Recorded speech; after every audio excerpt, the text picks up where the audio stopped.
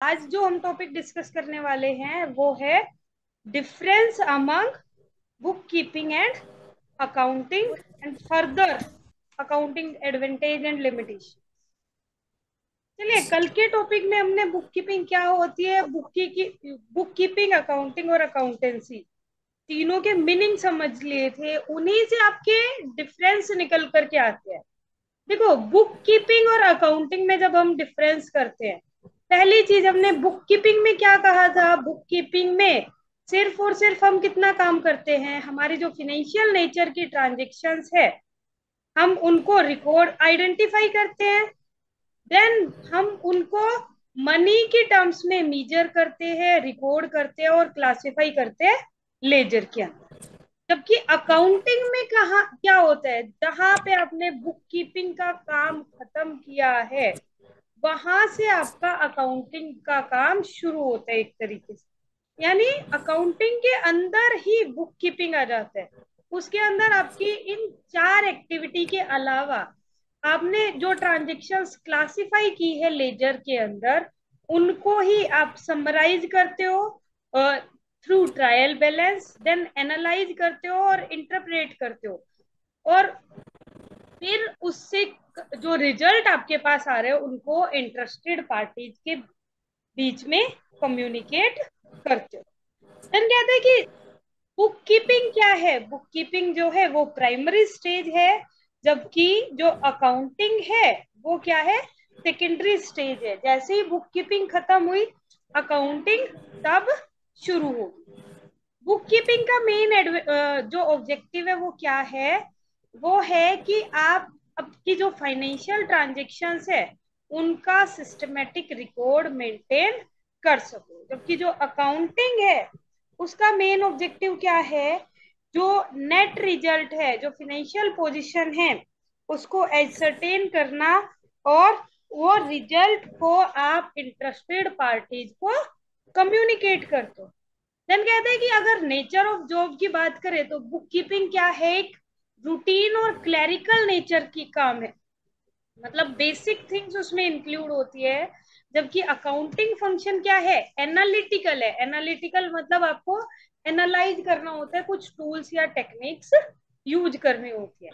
Then कहते हैं book keeping कौन करते हैं। बुक कीपिंग का जो फंक्शन है वो परफॉर्म करता है जूनियर स्टाफ।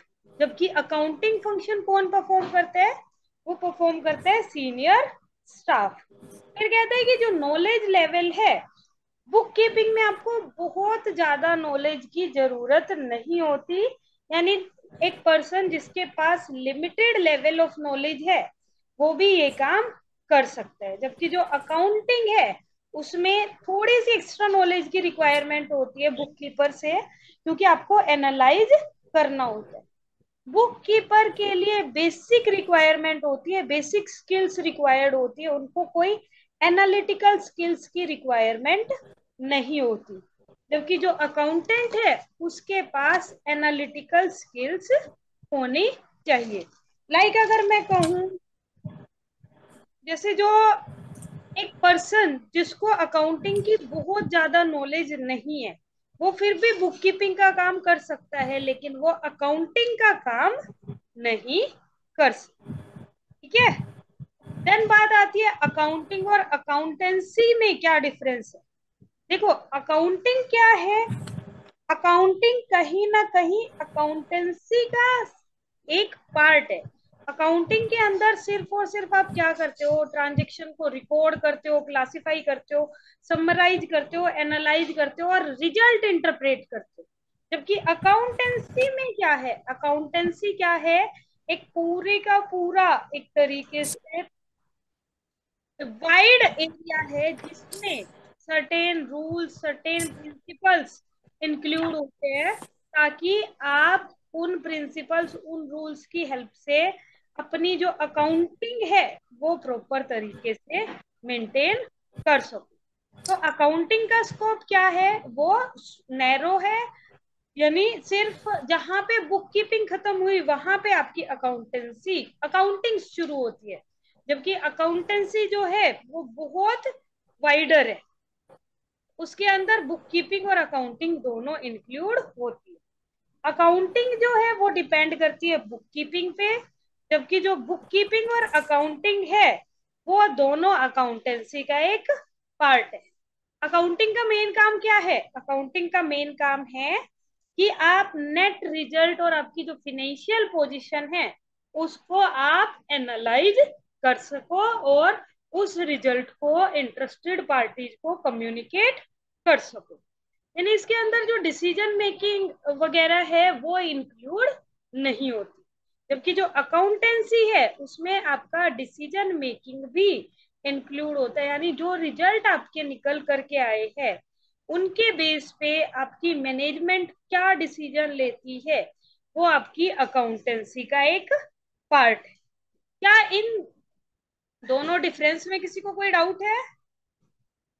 No ma'am. चले आगे चले। देखो यस स्कोप, मैम।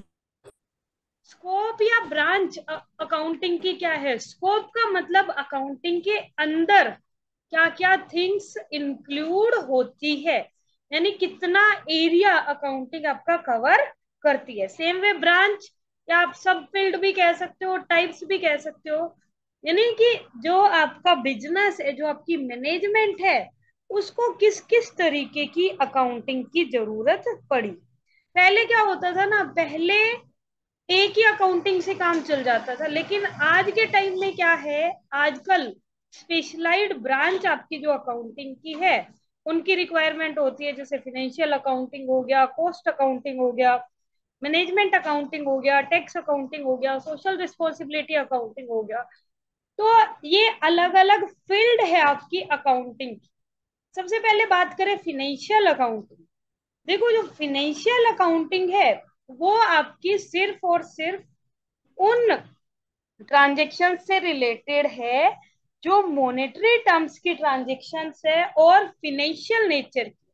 यानी इस ब्रांच का जो मेन पर्पज है वो क्या है? वो ये है कि आप बिजनेस ट्रांजेक्शन्स को सिस्टमेटिक मैनर में रिकॉर्ड करो, आप प्रॉफिट एंड लॉस एनालाइज करो और आपकी जो बिजनेस की फाइनेंशियल पोजीशन है उसको एनालाइज करो। यानी आप profit and loss account maintain करो और बैलेंस शीट प्रिपेयर करो। ये क्या करती है? ये मैनेजमेंट को हेल्प करती है ये एनालाइज करने में कि आपने ड्यूरिंग द ईयर कितना प्रॉफिट या लॉस अर्न किया है, और इंटरेस्टेड पार्टीज को भी ये इंफॉर्मेशन प्रोवाइड कर दे। देन आता है आपका कॉस्ट अकाउंटिंग। कॉस्ट अकाउंटिंग का क्या काम है? देखो कॉस्ट अकाउंटिंग का जो काम है वो होता है कि आपका बिजनेस या आपका जो प्रोडक्शन है उसकी टोटल कॉस्ट कितनी आ रही है। यानी आप जो भी गुड्स या जो भी सर्विसेज आप प्रोवाइड कर रहे हो उनकी टोटल कॉस्ट कितनी आती है और पर यूनिट कॉस्ट कितनी आती है। कॉस्ट अकाउंटिंग क्यों जरूरी हो जाते हैं? ताकि आप एडवांस में कॉस्ट को एस्टिमेट कर सको और ये एनालाइज कर सको कि कहीं आपकी कॉस्ट बढ़ तो नहीं रही है। अगर आपकी कॉस्ट बढ़ रही है तो उसको आप उसके ऊपर आप कंट्रोल कर सको। देन कहते हैं मैनेजमेंट अकाउंटिंग। देखो मैनेजमेंट अकाउंटिंग क्या है? जो मैनेजमेंट अकाउंटिंग का मेन पर्पज होता है वो होता है डिसीजन मेकिंग। यानी मैनेजमेंट अकाउंटिंग अकाउंटिंग की वो ब्रांच है जो आपकी मैनेजमेंट को इंफॉर्मेशन प्रोवाइड करती है जिसकी हेल्प से आप प्लानिंग या कंट्रोलिंग कर सको। यानी जो डिफरेंट टेक्निक्स है, डिफरेंट टूल्स है जिनसे आप डिसीजन लेते हो, जिनकी हेल्प से आप डिसीजन लेते हो, वो आपकी मैनेजमेंट अकाउंटिंग में इंक्लूड होते हैं। जो अलग अलग टेक्निक है जैसे ratio analysis, budgetary control, fund flow statement, cash flow statement, ये सब आपकी अलग अलग टेक्निक्स है जो मैनेजमेंट अकाउंटिंग यूज करती। देन कहते हैं टैक्स अकाउंटिंग। देखो जनरली टैक्स अकाउंटिंग हम कहते हैं जनरली यहाँ पे टैक्स अकाउंटिंग का मतलब है आप जितना अर्न करते हो उसके ऊपर आपको टैक्स पे करना पड़ता है। तो वो अकाउंटिंग जो आपकी टैक्स पर्पज के लिए की जाती है वो है आपकी टैक्स अकाउंटिंग। इनकम टैक्स और जीएसटी जो है वो आपकी टैक्स अकाउंटिंग के ऊपर कैलकुलेट किए जाते हैं। फिनेंशियल अकाउंटिंग और टैक्स अकाउंटिंग अलग अलग है। कुछ चीजें ऐसी है जो आपकी टैक्स अकाउंटिंग के पॉइंट ऑफ व्यू से आपकी बुक्स में रिकॉर्ड की जाती है, जबकि फिनेंशियल अकाउंटिंग के पॉइंट ऑफ व्यू से वो बुक्स में रिकॉर्ड नहीं की जाती। जबकि कुछ ट्रांजेक्शन्स में इसका उल्टा भी हो जाता है, जो फिनेंशियल अकाउंटिंग में तो आती है लेकिन टैक्स अकाउंटिंग में नहीं आती। फिर कहते हैं सोशल रिस्पॉन्सिबिलिटी अकाउंटिंग। देखो, अब हम कहते हैं कि कोई भी बिजनेस है वो सोसाइटी में रन करता है, सोसाइटी के इंफ्रास्ट्रक्चर को, सोसाइटी की फैसिलिटीज को यूज करता है। तो जब कोई भी बिजनेसमैन इन सारी फैसिलिटीज को यूज करता है तो हम ये चीज कहते हैं कि हर बिजनेसमैन की एक रिस्पॉन्सिबिलिटी भी बनती है सोसाइटी के लिए कि वो ये दिखाए, ये बताए कि उसके बिजनेस की वजह से सोसाइटी को कितना नुकसान हो रहा है या सोसाइटी को कितना बेनिफिट हो रहा है। तो आजकल क्या होने लग गया, आजकल डिमांड होती है कि हर कंपनी अपनी रिपोर्ट्स प्रिपेयर करे कि कौन सी एक्टिविटी ऐसी है जो सोसाइटी के बेनिफिट के लिए। तो जो सोशल रिस्पॉन्सिबिलिटी अकाउंटिंग है वो क्या है, वो एक ऐसी प्रोसेस है जो ये कहती है कि आपको आइडेंटिफाई करना है, मेजर करना है और कम्युनिकेट करना है कि आप बिजनेस में से कितना सोसाइटी के लिए कंट्रीब्यूट कर रहे हो। देखो, सोसाइटी के लिए कंट्रीब्यूट करने का मतलब क्या है, जैसे आपका एजुकेशन के ऊपर खर्च करना है, आपका एम्प्लॉयमेंट के ऊपर खर्च करना है, आपका जॉब अपॉर्चुनिटीज में खर्च करना, एनवायरमेंटल कंट्रीब्यूशन देना, वो सब आपका सोसाइटी के ऊपर खर्च करने वाला एक्सपेंस है और वो सब आपकी सोशल रिस्पॉन्सिबिलिटी अकाउंटिंग। पहले क्या होता था, पहले कोई भी सोशल रिस्पॉन्सिबिलिटी के सोशल रिस्पॉन्सिबिलिटी को ज्यादा कंसीडर नहीं करता था, लेकिन टाइम के साथ साथ सोशल रिस्पॉन्सिबिलिटी अकाउंटिंग जो है वो बहुत इंपॉर्टेंट पार्ट बन गया है। लाइक हमारा जो कंपनी एक्ट 2013 है वो ये चीज कहता है कि हर बिजनेसमैन को, या ये कहे हर बिजनेस को अपने प्रीवियस 3 इयर्स के एवरेज प्रॉफिट का 2% अमाउंट सोशल रिस्पॉन्सिबिलिटी एक्टिविटीज के ऊपर खर्च करना पड़ेगा। एक्टिविटीज कुछ भी हो सकती है, वो भी स्पेसिफाइड है, ऐसा नहीं है कि आप डोनेशन दिखा दो और उसको आपने सोशल रिस्पॉन्सिबिलिटी एक्टिविटी मान लिया। वो एक्टिविटीज कैसी है, जैसे आपने एजुकेशन पे खर्च किया, किसी मंदिर को डेवलप करने में खर्च किया, लोगों को एम्प्लॉयमेंट प्रोवाइड करने में खर्च किया, लोगों की स्किल इंप्रूवमेंट पे या स्किल जनरेशन पे खर्च किया, वो एक्टिविटीज आपकी सोशल रिस्पॉन्सिबिलिटी एक्टिविटीज में इंक्लूड होंगी। इसके अलावा आजकल एक और अकाउंटिंग आई है, ह्यूमन रिसोर्स अकाउंटिंग। देखो, ह्यूमन रिसोर्स अकाउंटिंग क्या कहता है, हर एक ह्यूमन बीइंग की अपनी वैल्यू है। जो बिजनेस में काम करता है उसकी अपनी वैल्यू है, क्योंकि हम कहते हैं हमारा जो इंडिया है वो ही ऐसी कंट्री है जहां पे जो आपकी यूथ है, जो यंग पॉपुलेशन है वो सबसे ज्यादा है। और अगर हम उस यंग पॉपुलेशन को प्रॉपर तरीके से यूटिलाइज करें तो हम बहुत अच्छे रिसोर्सेज को यूज कर सकते। तो जो ह्यूमन रिसोर्स अकाउंटिंग है वो आपकी ह्यूमन से रिलेटेड है, यानी आप जिनको हायर करते हो, आपके जो एम्प्लॉयज है उनकी आपकी ऑर्गेनाइजेशन में क्या वैल्यू है, वो सब आपकी ह्यूमन रिसोर्स अकाउंटिंग में आ जाता। यहाँ तक क्लियर है? Yes ma'am. चले आगे चले।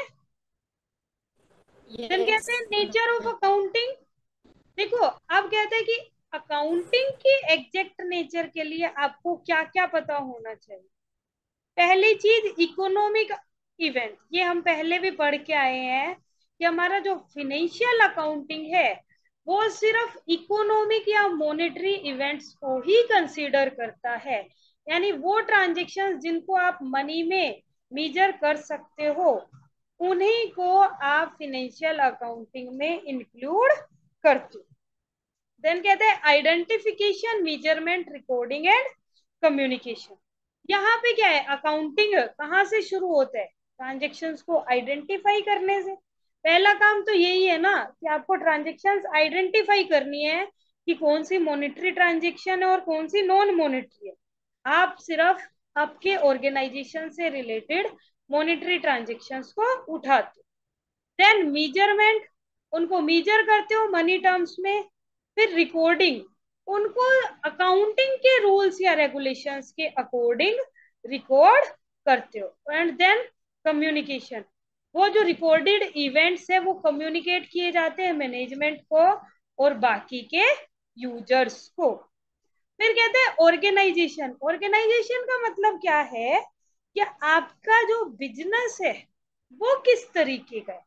अकाउंटिंग के जो रूल्स है वो आपकी अलग अलग, आपका जो बिजनेस का टाइप है उसके हिसाब से अलग अलग हो जाते हैं। यानी जैसे देखो, सोल प्रोप्राइटर जिसको हम कहते हैं कि एक ही पर्सन, वो ही बिजनेसमैन है, वो ही ओनर है, तो वहां पे सिंपल आपके फिनेंशियल अकाउंट्स बनेंगे। जबकि जो पार्टनरशिप फर्म है जहाँ पे दो से ज्यादा लोग काम करते हैं उनके अकाउंट्स अलग तरीके से बनते हैं। जबकि कंपनी के अकाउंट कंपनी एक्ट 2013 के अकॉर्डिंग प्रिपेयर किए जाते हैं। देन कहते हैं इंटरेस्टेड यूजर ऑफ इंफॉर्मेशन। अब आप अकाउंटिंग कैसे करोगे, किस तरीके से होगी, वो भी डिपेंड करता है आपके यूजर्स, यानी आप जो रिजल्ट निकालते हो उनकी इंटरप्रिटेशन आपके यूजर्स के अकॉर्डिंग होती है। अब मैनेजमेंट है, मैनेजमेंट को किस चीज में इंटरेस्ट होता है, फर्म ने कितना प्रॉफिट अर्न किया या फर्म ने कितना लॉस इनकर किया, मैनेजमेंट इस चीज में इंटरेस्टेड है। एम्प्लॉइज है वो भी इसी चीज में इंटरेस्टेड है, कितना प्रॉफिट है कितना लॉस, वो क्यों इस चीज में इंटरेस्टेड है, ताकि उनको ये पता चल जाए कि भाई हमें अगर अपनी सैलरी, हमें अगर अपनी वेजेस बढ़वानी है तो क्या हम डिमांड कर सकते हैं या नहीं।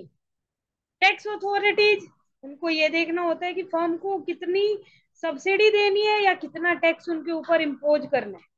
क्रेडिटर्स क्या देखना चाहते हैं, क्रेडिटर्स देखना चाहते हैं, वो होते हैं जनरली बैलेंस शीट में इंटरेस्टेड, उनको प्रॉफिट या लॉस से इतना मतलब नहीं होता है। क्यों? क्योंकि उनको ये देखना होता है कि उन्होंने जो पैसा दिया है क्या वो सेफ है या नहीं है। कस्टमर क्या देखता है, कस्टमर देखता है कॉस्ट, कि मैं कितनी कॉस्ट, मतलब फर्म को कितनी कॉस्ट आती है, मेरे से फर्म कितना चार्ज करती। ठीक है, अब अगर एक रिसर्चर है वो क्या देखेगा, उसके रिसर्च का क्या टॉपिक है उसके अकॉर्डिंग वो इंफॉर्मेशन कलेक्ट करते हैं। यहाँ तक किसी को कोई डाउट है? No ma'am. चले आगे चले। Yes ma'am. फिर कहते हैं accounting as a source of information. देखो, कल हमने जब डिस्कस किया तो हमने यही चीज कहा था कि अकाउंटिंग क्या है, बिजनेस लैंग्वेज। जैसे लैंग्वेज का काम होता है कि आपका मैसेज कन्वे किया जाए, कम्युनिकेट आप प्रॉपर तरीके से कर सको, तो अकाउंटिंग का काम भी क्या है, वो रिजल्ट्स कम्युनिकेट करना।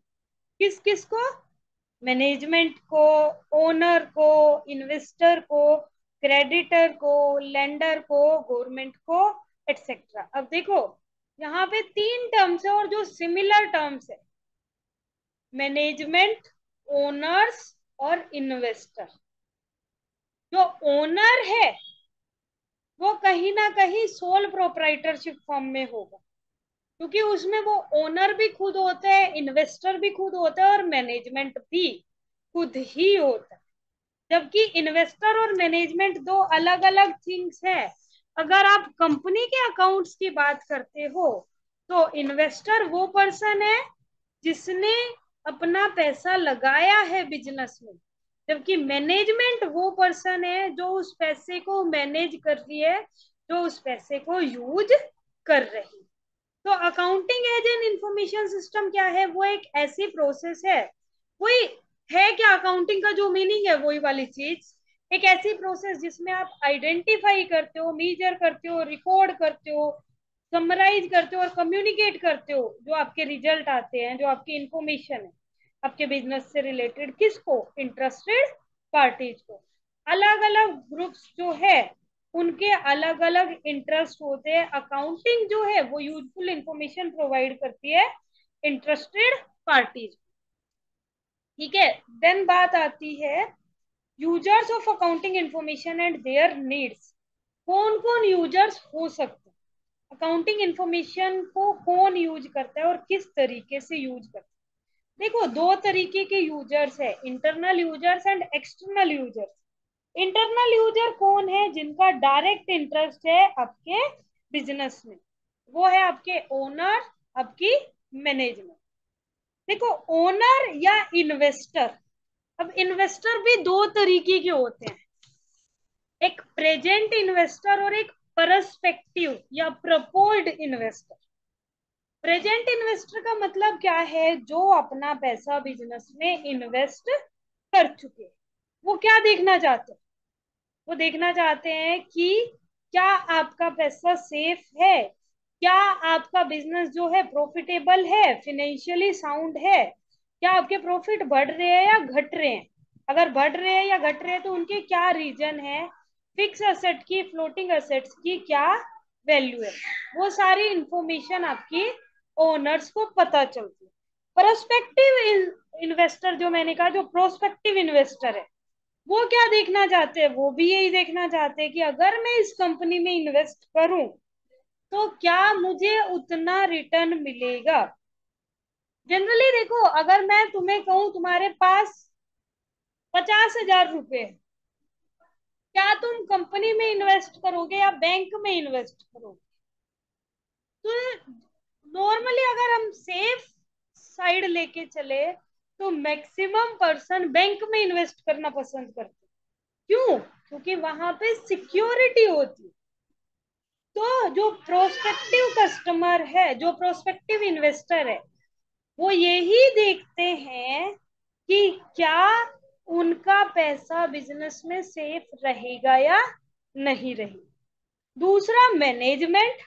देखो, सोल प्रोप्राइटरशिप फॉर्म में ओनर और मैनेजर एक ही होते हैं, लेकिन कंपनी में मैनेजमेंट अलग है, ओनर अलग है। तो मैनेजमेंट क्या करती है? मैनेजमेंट क्यों देखना चाहती है? वो इसलिए देखना चाहती है ताकि ये देख सके कि आपका बिजनेस स्मूथली रन कर रहा है या नहीं कर रहा, उनकी जो नीड्स हैं वो प्रॉपर तरीके से फुलफिल हो रही है या नहीं। जनरली जो मैनेजमेंट की नीड्स है वो आपकी पब्लिश्ड रिपोर्ट यानी आपकी फिनेंशियल पोजीशन से तो फुलफिल ही नहीं होती है। प्रॉफिट एंड लॉस अकाउंट और बैलेंस शीट तो बाहर के लोगों को दिखाने के लिए होता है। जो मैनेजमेंट की नीड है वो तो अनपब्लिश्ड इंटरनल रिपोर्ट से मेट आउट की जाती है, जैसे आपकी cost of product, speed of increase in cost of production, profitability, या आपकी सेल या प्रॉफिट में जो इंक्रीज या डिक्रीज हो रहे हैं उनके रीजंस, फ्यूचर एस्टिमेशन, उन सब से रिलेटेड जो इंफॉर्मेशन है वो मैनेजमेंट यूज करती है। वो जनरली एक्सटर्नल यूजर्स के पास अवेलेबल नहीं होती। फिर बात आती है एक्सटर्नल यूजर्स, इंडिविजुअल या ऑर्गेनाइजेशन जिनके पास प्रेजेंट या जिनका आज के टाइम में या फ्यूचर में आपके बिजनेस एंटरप्राइज में इंटरेस्ट है, वो आपके एक्सटर्नल यूजर्स है जो मैनेजमेंट का पार्ट नहीं है। उनके पास इंटरनल या अनपब्लिश्ड रिपोर्ट नहीं होती है, और वो सिर्फ और सिर्फ पब्लिश्ड रिपोर्ट, जैसे आपका प्रॉफिट एंड लॉस अकाउंट है, बैलेंस शीट है, कैश फ्लो स्टेटमेंट है, उनको ही यूज करते हैं। कुछ एक्सटर्नल यूजर्स कौन कौन है? देखो, मैंने अभी कहा पोटेंशियल इन्वेस्टर्स, जिनको क्या चाहिए? जो ये देखना चाहते हैं कि अगर वो इन्वेस्ट करे तो उनका पैसा सेफ रहेगा या नहीं, और कितना उनको रिटर्न मिल सकता। Then short term creditor, short term creditor का मतलब suppliers of goods and services on credit, जो आपको क्रेडिट पे देते हैं, वो किस चीज में इंटरेस्टेड होते हैं? वो होते हैं आपकी क्रेडिट वर्थीनेस में इंटरेस्टेड। वो ये देखते हैं कि क्या उनको स्पेसिफाइड टाइम पीरियड में उनका पैसा वापस मिल जाएगा या नहीं मिलेगा। अब लॉन्ग टर्म क्रेडिटर्स कौन है?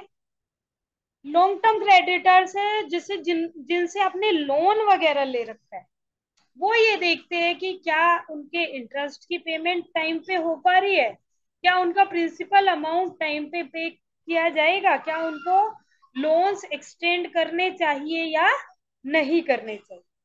एम्प्लॉयज को क्या देखना होता है? एम्प्लॉयज देखना चाहते हैं कंपनी की अगर प्रॉफिट ज्यादा है तो वो हायर वेजेस बोनस डिमांड कर सकते हैं, अगर प्रॉफिट है ही नहीं तो वो बोनस या वेजेस डिमांड भी नहीं कर सकते।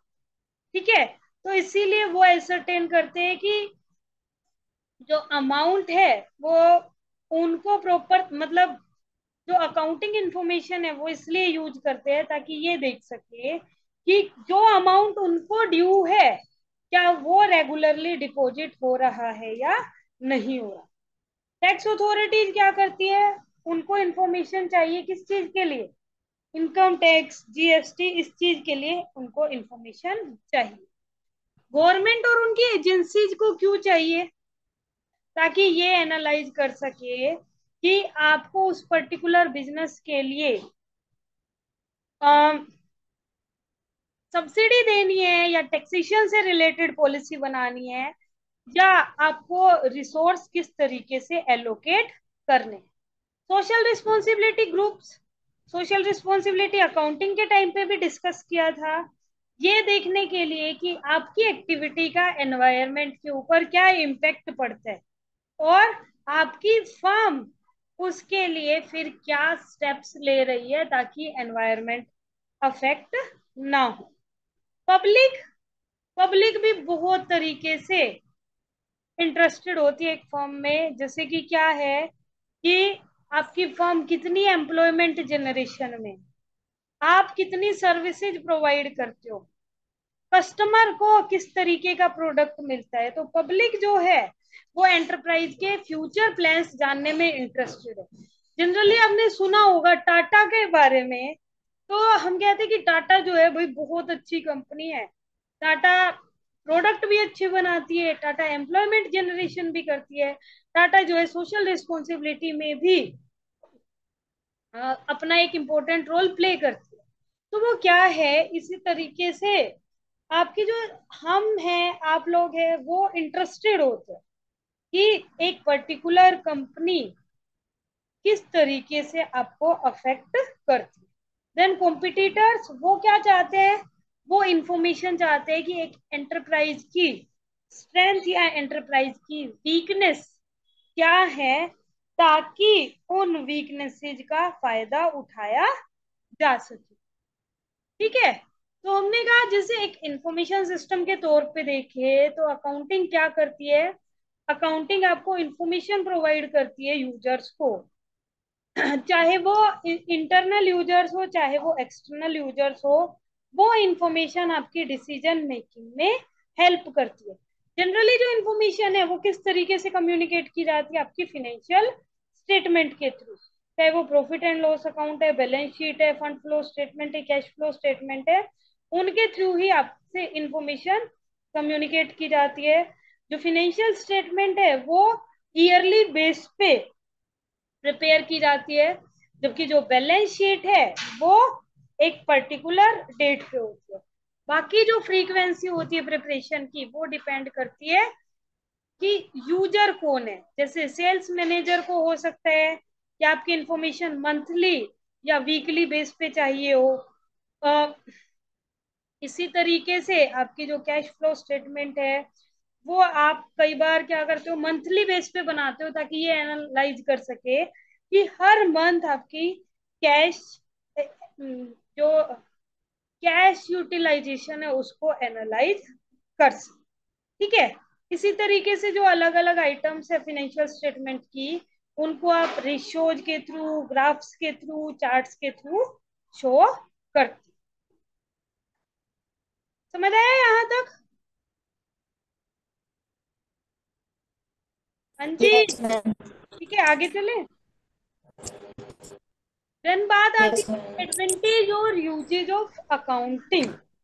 देखो, कल हमने डिस्कस किए थे इम्पोर्टेंस ऑफ अकाउंटिंग। मैंने कल भी यही कहा था, importance, objective, advantage, almost similar things. ठीक है, तो अकाउंटिंग की एडवांटेज या यूजेज क्या है? पहला, अभी तक हमने जो किया, मैनेजमेंट को हेल्प करती है। अकाउंटिंग आपकी मैनेजमेंट में बहुत हेल्प करती है। मैनेजमेंट को स्मूथली बिजनेस रन करने में जो इंफॉर्मेशन चाहिए होती है वो अकाउंटिंग की हेल्प से मिल जाती है। कैसे हेल्प करती है? मैनेजमेंट को प्लानिंग में हेल्प करती है। कैसे? आपकी सेल बढ़ रही है या घट रही है, आपका कॉस्ट ऑफ प्रोडक्शन कितना बढ़ रहा है या कितना घट रहा है, वो सारी इंफॉर्मेशन आपकी अकाउंटिंग की हेल्प से आपको मिल जाती है। सेम वे आपकी कैश रिसीट, कैश डिसबर्समेंट, यानी कितना कैश आपके पास आया है, कितना कैश आपके पास से जा रहा है, उन सब का भी आपको पता चल जाता है। Then helpful in decision making. अब मैनेजमेंट को डिसीजन लेना होता है कि कोई सामान कितने पे सेल करना है, तो कितना डिस्काउंट आपको कस्टमर को ऑफर करना है, वो सब जो डिसीजन है वो आपके अकाउंटिंग के बेस पे ही लिए जाते हैं। कंट्रोलिंग की मैनेजमेंट ये देखना चाहती है कि जो कॉस्ट इनकर की है वो रीजनेबल है या नहीं है, और कोई भी डिपार्टमेंट जो है वो बहुत ज्यादा खर्चा तो नहीं कर रहा। देन कहते हैं कि कंप्लीट और सिस्टमेटिक रिकॉर्ड आपको अकाउंटिंग से मिल जाता है। जो बिजनेस ट्रांजेक्शन्स जब आपकी बहुत ज्यादा होती है तो हर ट्रांजेक्शन को याद रखना तो पॉसिबल नहीं होता। वैसे भी हम 4 दिन पहले की बात को याद नहीं रख पाते, तो इतनी सारी ट्रांजेक्शन्स याद रखना वैसे पॉसिबल नहीं। तो अकाउंटिंग क्या करता है? अकाउंटिंग आपके सिस्टमेटिक रिकॉर्ड मेंटेन कर देता है, जिसकी हेल्प से आप उन ट्रांजेक्शन्स को जब चाहो रिट्रीव कर सकते। फिर इंफॉर्मेशन रिगार्डिंग प्रॉफिट और लॉस, आपको प्रॉफिट या लॉस से रिलेटेड जो इंफॉर्मेशन है वो मिल जाती है कि ड्यूरिंग द ईयर आपने कितना प्रॉफिट अर्न किया है या लॉस सफर किया है। वो ओनर्स के लिए, बाकी पार्टीज के लिए बहुत यूजफुल इंफॉर्मेशन।